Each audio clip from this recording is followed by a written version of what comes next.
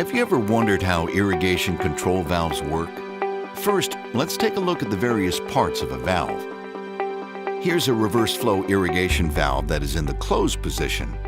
The basic elements are the body, including the inlet, the outlet, and the valve seat, the bonnet and bonnet chamber, diaphragm, pilot flow filter, solenoid, and the solenoid dump port.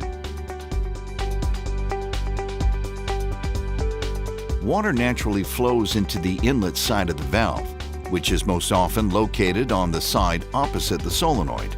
Water fills the bonnet chamber above the diaphragm via the pilot flow filter, and the force of this water pressing down on the diaphragm holds the diaphragm in place.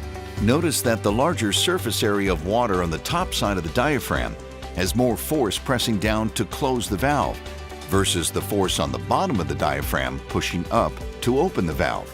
There is also a path for water to fill the solenoid. The flow of water is stopped from flowing out the solenoid dump port by the solenoid plunger seal, which is attached to the bottom end of the solenoid plunger. When the irrigation controller sends electricity to the valve solenoid, the solenoid coil becomes an electromagnet, pulling the plunger up into the solenoid, which allows the water in the solenoid and bonnet chamber to flow into the outlet of the valve.